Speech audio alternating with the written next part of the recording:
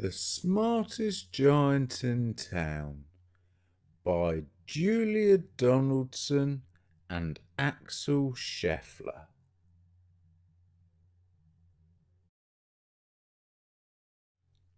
George was a giant, the scruffiest giant in town.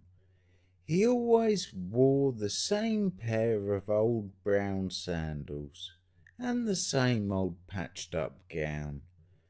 I wish I wasn't the scruffiest giant in town, he said sadly.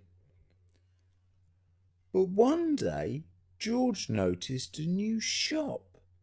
It was full of smart clothes, so he bought a smart shirt, a smart pair of trousers, a smart belt, a smart stripy tie, some smart socks with diamonds up the sides, and a pair of smart shiny shoes.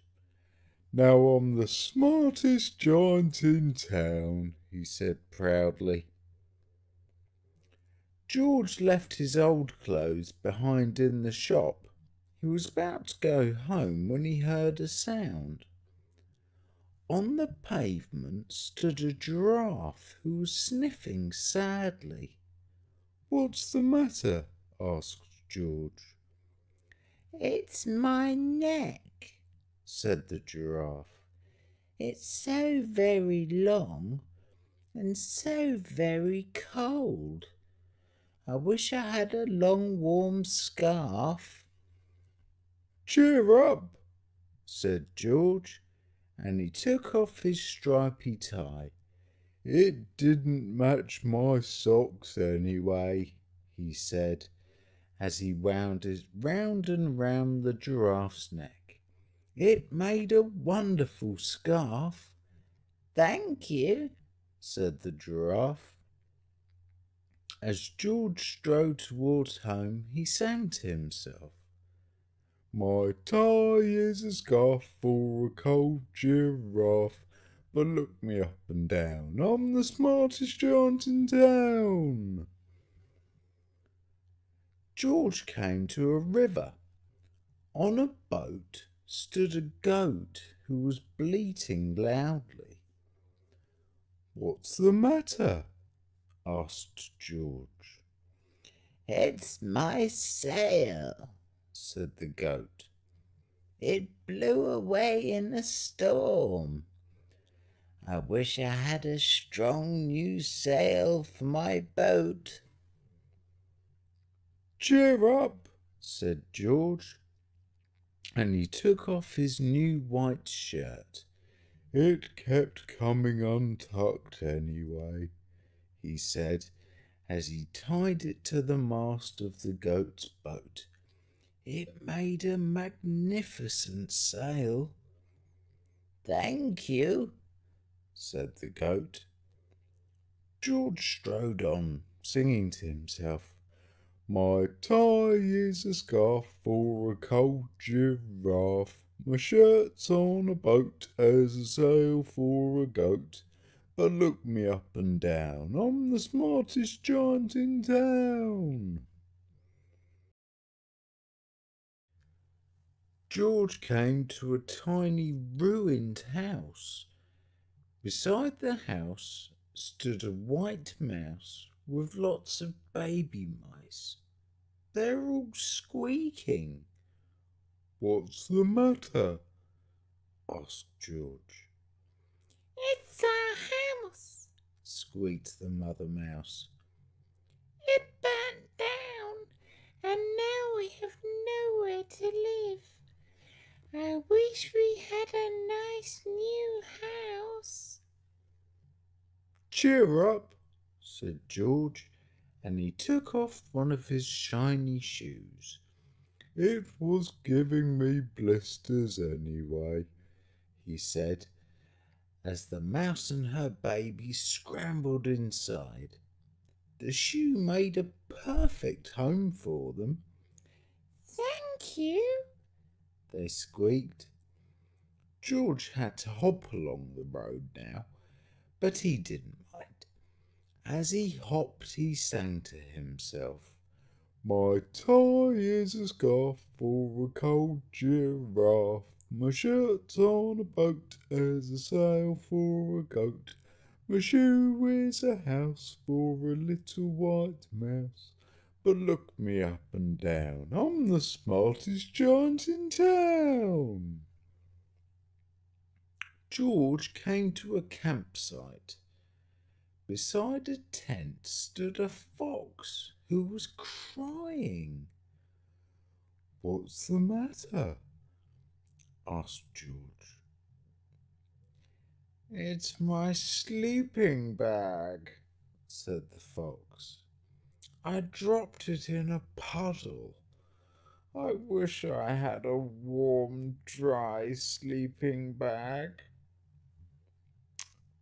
"Cheer up," said George, and he took off one of his socks with diamonds up the sides.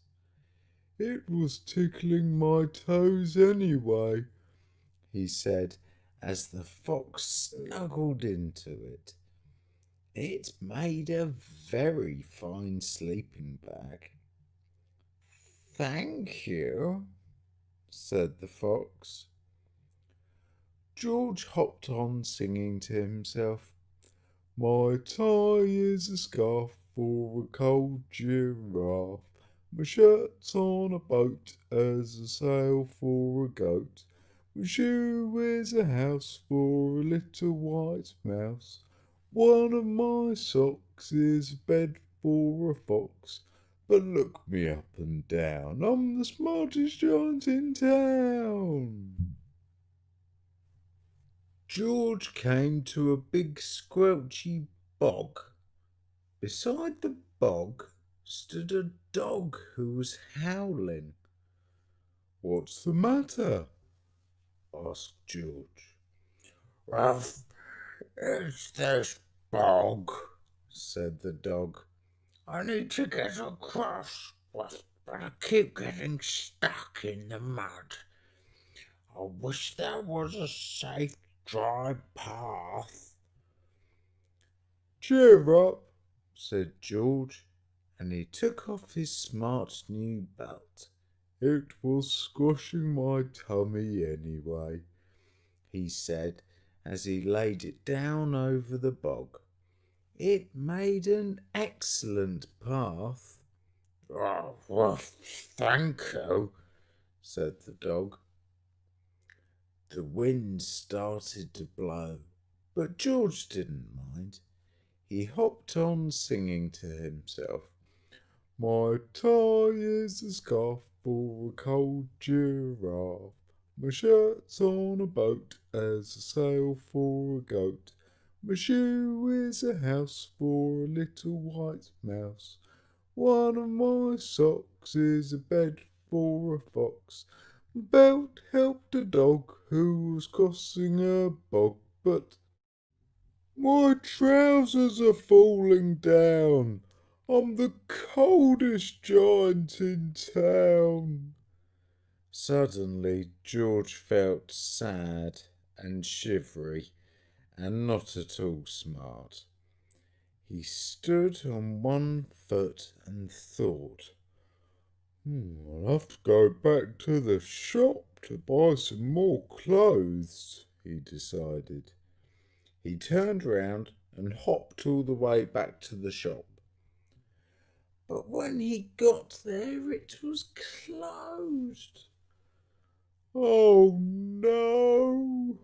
cried George. He sank down onto the doorstep and a tear ran down his nose. He felt as sad as all the animals he had met on his way home. Then, out of the corner of his eye, he saw a bag with something familiar poking out of the top. George took a closer look. "My gown!" he yelled. "My dear old gown and sandals!" George put them on. They felt wonderfully comfortable. "I'm the cosiest giant in town," he cried, and danced back home along the road. Outside his front door stood all the animals he had helped. They were carrying an enormous present. "Come on, George," they said. "Open it." George untied the ribbon. Inside was a beautiful gold paper crown and a card. "Look inside the card, George," said the animals. George put the crown on his head and opened the card. Inside it said, "Your tie is a scarf for a cold giraffe. Your shirt's on a boat as a sail for a goat. Your shoe is a house for a little white mouse. One of your socks is a bed for a fox. Your belt helped a dog who was crossing a bog. So here is a very fine crown to go with the sandals and gown of the kindest giant in town."